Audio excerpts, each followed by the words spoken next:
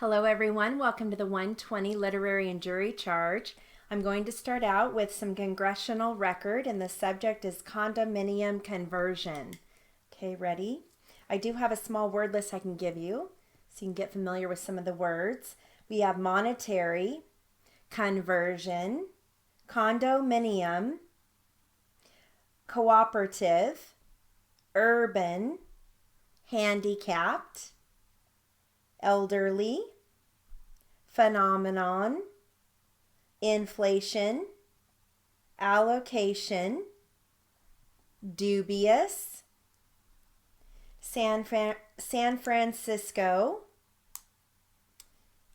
New York, and let's see, Dallas. Okay, all right, here we go. Ready? Mr. Speaker, the Business, Commerce, and Monetary Affairs Committee, of which I am a member of long standing, has been involved in an investigation into the rapid increase across the United States in the number of conversions of rental units to condominium units and cooperative housing ownership. Our concern is with the impact of governmental programs, policies, and activities on these conversions. This trend toward rental conversions has been dramatic. The Department of Housing and Urban Development predicts that this trend will continue to accelerate. These conversion raises issues of vital public policy, which includes the following: the rights of tenants, the price of housing, the availability of rental housing units, the allocation of diminishing mortgage money, and the dubious role of government. Research and investigation have revealed that conversions contribute significantly to increased housing costs and housing inflation, which is inflated by speculator purchases of units. Frequently, conversions result in displacement of the poor, the handicapped, and the elderly. Condominium conversions and cooperative housing are a huge problem when few other rental units are available. This problem is spotlighted in major cities where rentals are scarce, such as Boston, New York, Houston, Dallas, and San Francisco. The hard facts are that the byproduct of the conversion phenomenon is a reduction in rental units.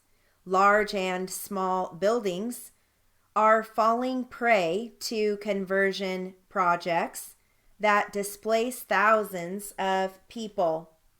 In many areas, there are no restrictions on the number of condominium conversions. There are no safeguards against landlords who see an opportunity to reap a large reward in the conversion scheme. The legislation that I am proposing will repeal and substantially revise the Condominium Reversion Act of last year and will provide strong protection for tenants of rental units. Okay. Now that was probably on the more difficult side, but that's okay. It's good practice. All right, I'm going to continue on with our jury selection that we've been working on. Okay, here we go. Ready? Who is here? My court reporter is on my left. There are two of them. They take turns. My right is my chief assistant, and always here. There's only one of her. totally not able to be cloned or replaced. Always got to be here. I have my deputy and other deputies, 2 or 3 deputies. They wander in and out. They take turns, and it's not unusual, especially in the later, like in the morning and later in the afternoon. There seems to be a lot of deputies around. They're finishing out their shifts or whatnot. Nothing unusual. It happens all the time. Let me give you a brief summary of the case. Brooke Marie Rodders, Omar Hutchinson, and Francine Epps are charged with the murders of Marvin Gabriel, age 22, and Milton Chavez, age 28. They are also charged with 2 special circumstances alleging that the murder was committed during the commission or attempted commission of the crime of robbery, and that the defendants did commit multiple murders on August 27th of 2006. Marvin Gabriel and Milton Chavez were last seen leaving a bar in Riverside. It is alleged that both men were murdered at the National Inn Motel, located at 420 South Lincoln Street, Corona, on August 29th, 2006. Their bodies were found in a trunk of a car, Gavilan Springs area of unincorporated Riverside County near Lake Matthews. Those are the only allegations, and the only truth is evidence that comes out on the stand, and you're the ones that determine the truth or not. Those are only allegations. The jury commissioner has already determined that you meet the minimum requirements to serve as a juror. I will repeat them now. Citizen of the U.S., at least 18 years of age, live in the state of California, resident of Riverside County, not previously convicted of malfeasance in office, not convicted of a felony, and not had your civil rights restored, sufficient knowledge of the English language, not currently serving on a grand jury or any other kind of jury, not subject to conservatorship proceedings. If anybody thinks that one of those things apply to them, raise your hand. Nobody raised their hand. The jury commissioner did his job. Okay, we have given each of you a calendar.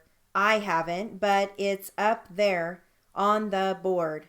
And I want you to think about that when we go over the time qualifying part. The law is contained in jury instructions.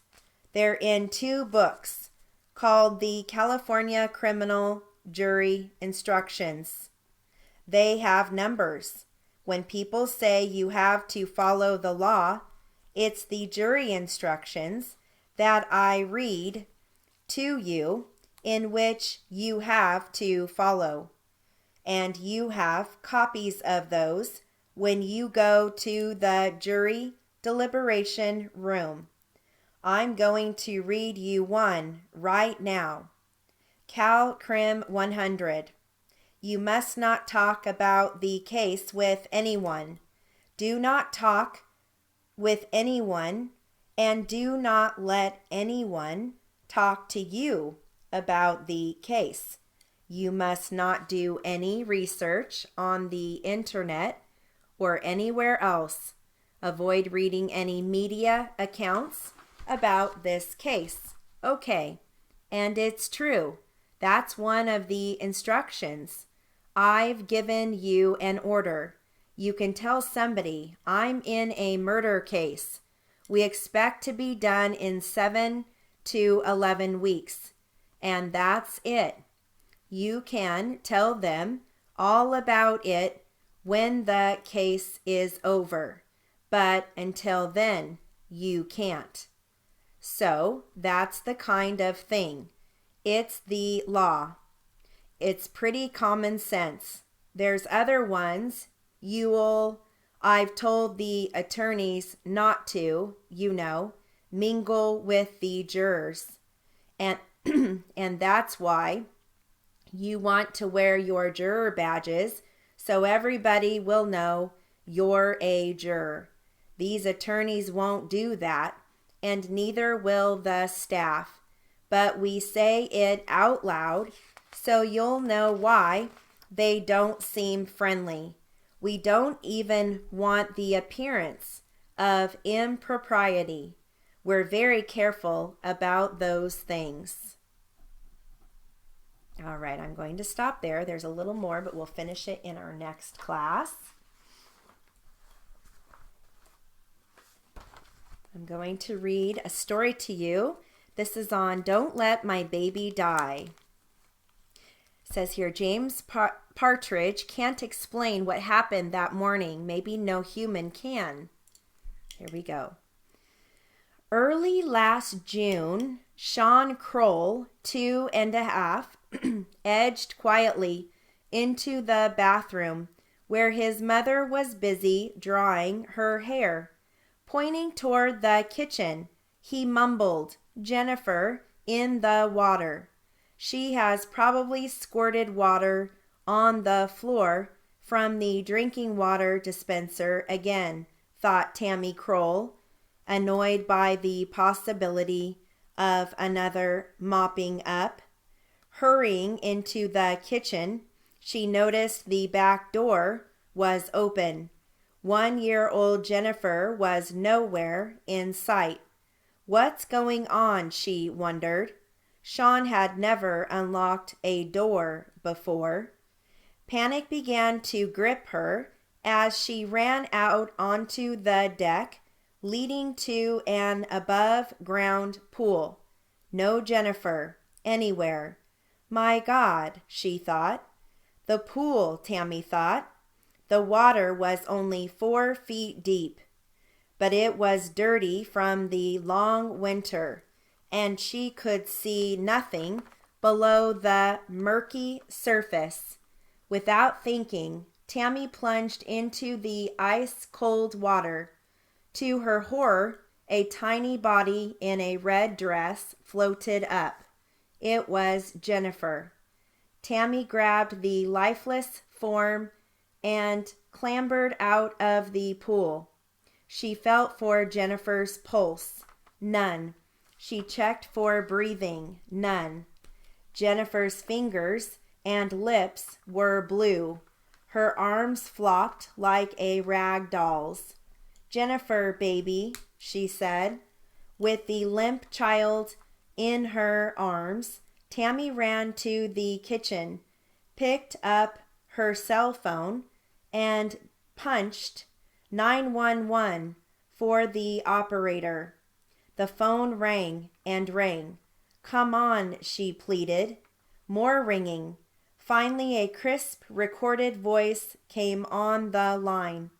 I'm sorry, but due to a high volume of calls, we are unable to handle your emergency call immediately. Tammy threw her phone down.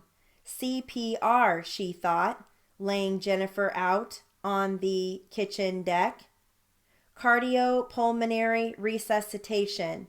I've got to get oxygen into Jennifer. From her high school CPR instructor, she knew every second counted. She clamped her mouth over her daughter's tiny nose and mouth. Blow, pause, blow, pause.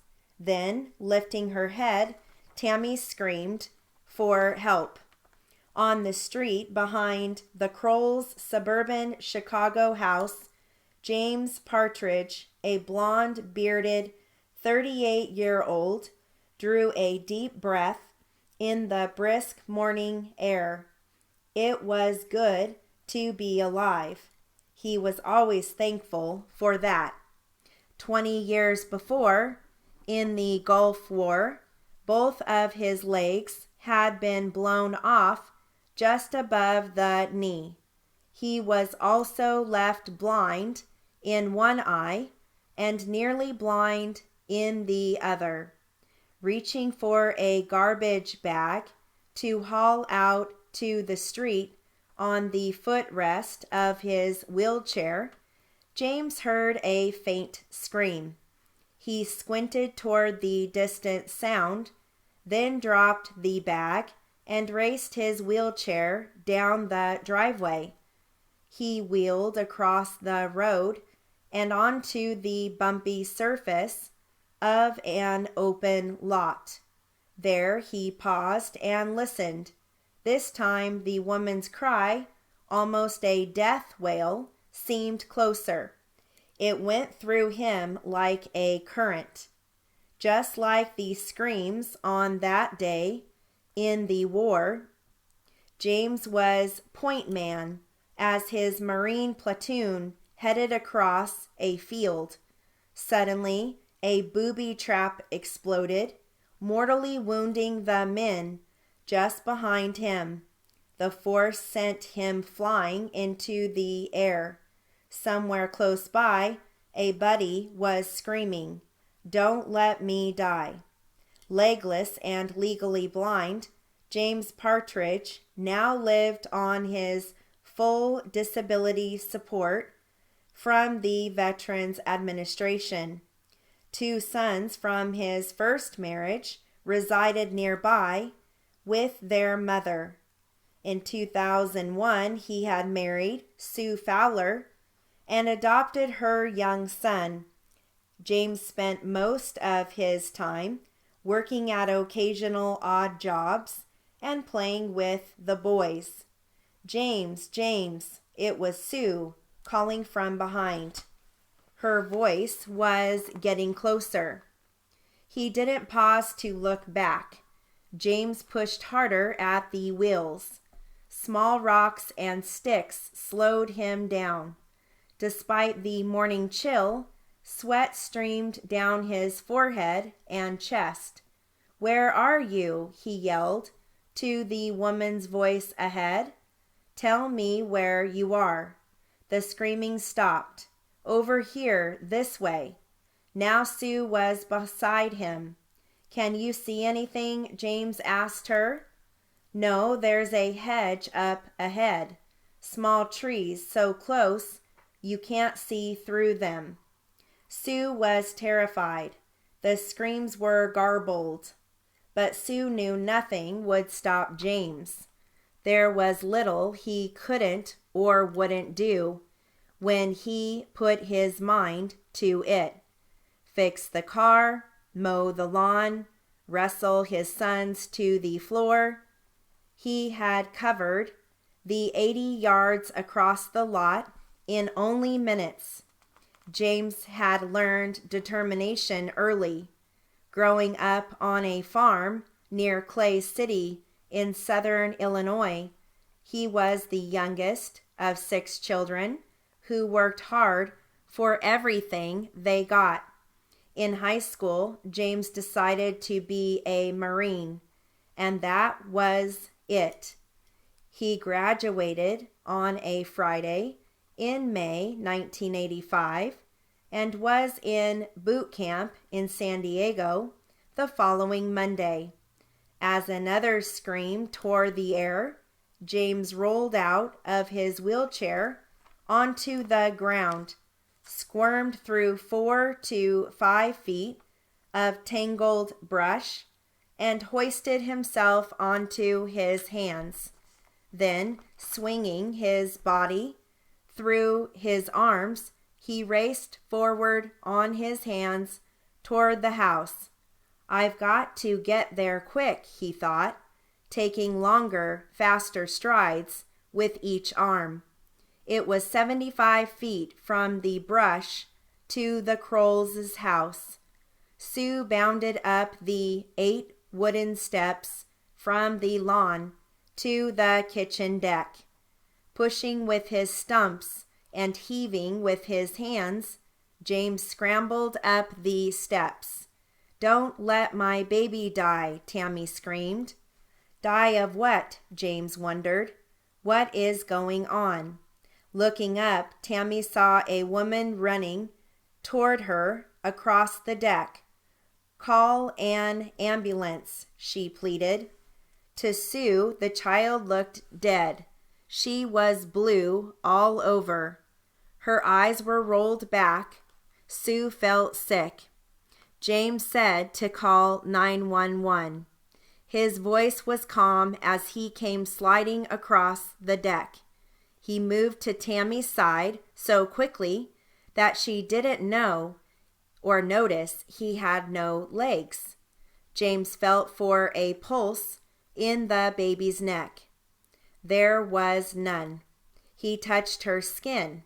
It held an icy chill that he had learned to recognize on the battlefield, the cold touch of death. How long has she been dead, he thought. He realized that even if she were revived, every second without oxygen increased the chances of brain damage. Okay, so we're going to finish this story in our next class. Okay, and that concludes our 120 literary and jury charge. Have a great day.